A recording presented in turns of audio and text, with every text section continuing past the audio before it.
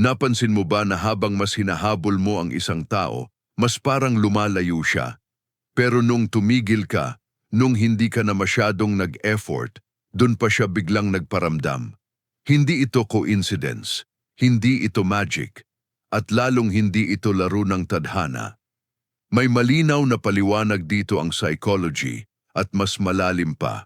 May koneksyon ito sa philosophy at stoicism na libu-libong taon nang nagtuturo kung paano maging mas attractive nang hindi namamalimos ng atensyon. Sa totoo lang, ang paghabol ang kadalasang sumisira sa attraction.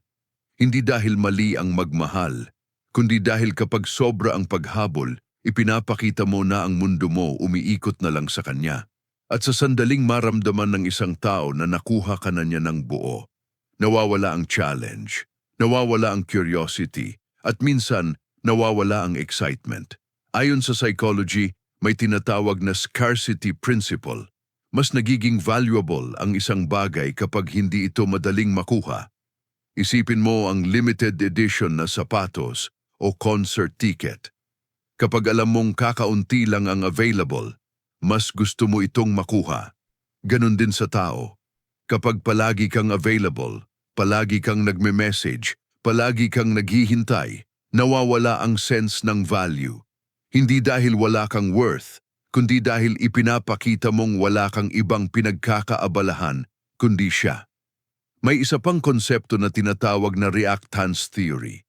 Kapag nararamdaman ng tao na parang may pressure or expectation na kailangan niyang sumagot, mag-reply o mag-reciprocate, natural na reaksyon ng isip ang mag-resist.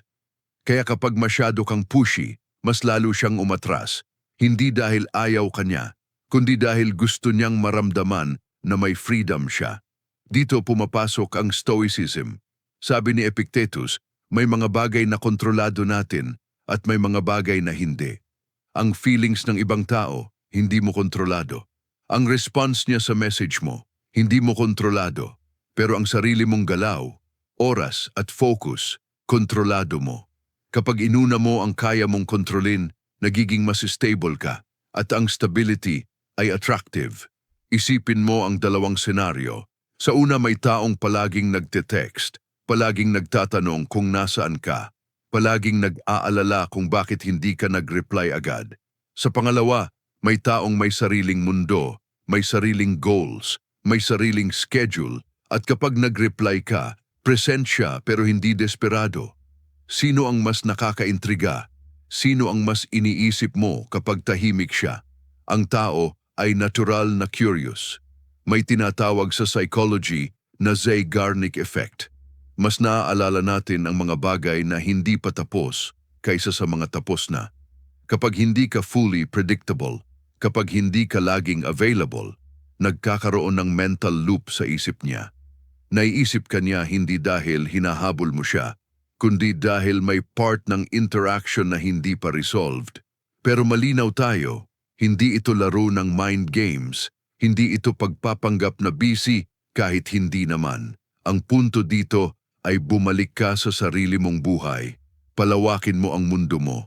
Kapag ang identity mo umiikot lang sa relasyon o sa isang tao, doon nagiging heavy ang energy mo at ramdam iyon. Sabi ni Marcus Aurelius, ang halaga mo ay hindi nakadepende sa opinyon ng iba. Kapag in-internalize mo ito, nagbabago ang aura mo. Hindi ka na naghahanap ng validation. At ironically, mas lalo kang vina-validate ng tao kapag hindi ka naghahabol ng approval.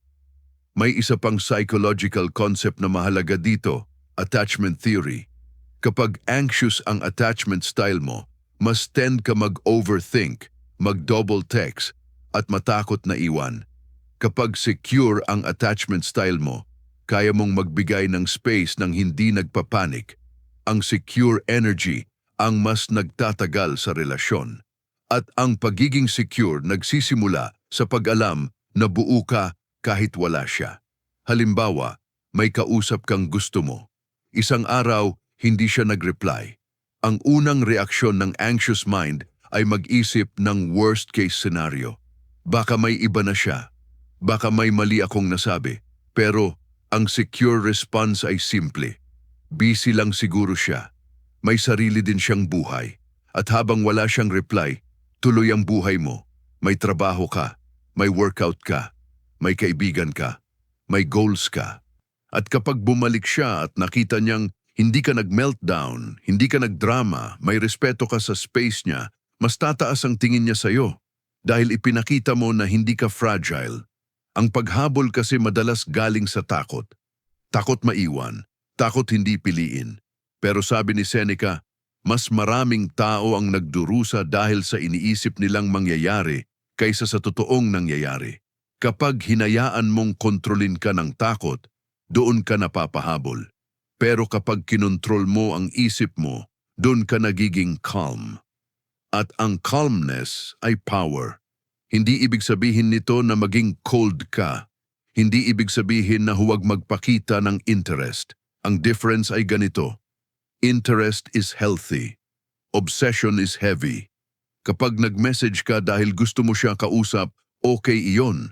Pero kapag nag-message ka dahil natatakot kang mawala siya, ibang energy na iyon. Ang attraction madalas nabubuo sa pagitan ng dalawang taong may sariling direksyon. Hindi sa pagitan ng isang taong may direksyon at isang taong nakasunod lang. May napansin ka ba? Kapag may taong sobrang busy, productive, may passion, mas nakaka-attract siya ng atensyon.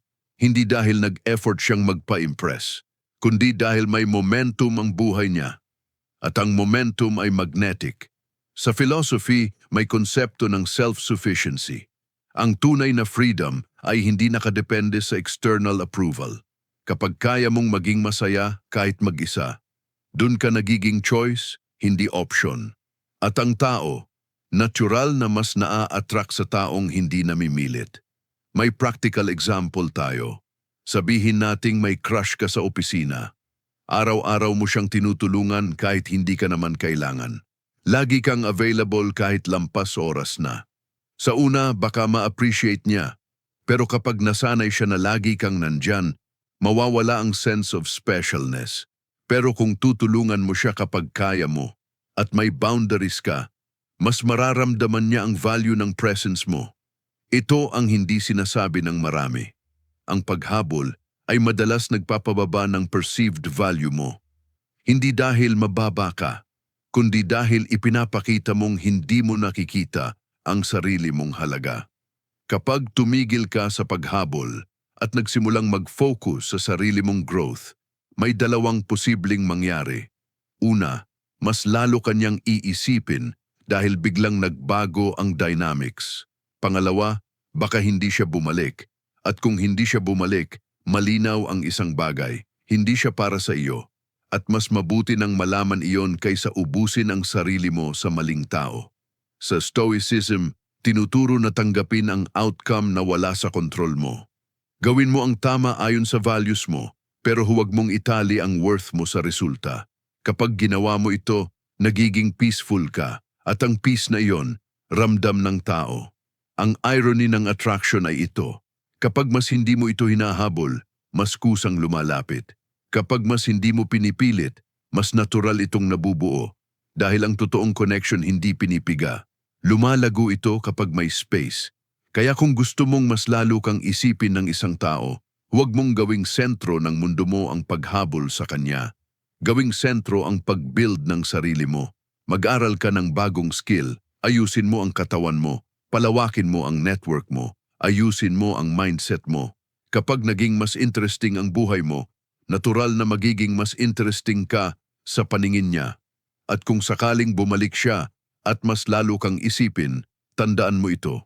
Hindi dahil naglaro ka ng strategy, kundi dahil pinili mong maging buo kahit wala siya. Sa huli, ang tunay na attractive ay ang taong kayang magmahal nang hindi nawawala ang sarili. Ang taong may direksyon, ang taong may control sa emosyon, ang taong hindi natitinag ng delayed reply. Kung may natutunan ka sa video na ito, i-like mo ang video para mas marami pang makakita. Mag-subscribe ka sa channel para sa mas malalim pang usapan tungkol sa mindset, relationships, at self-growth. At i-check mo rin ang iba pa nating videos para tuloy-tuloy ang pag-level up mo. Tandaan mo, hindi mo kailangang manghabol para piliin. Minsan, ang kailangan mo lang ay piliin ang sarili mo muna.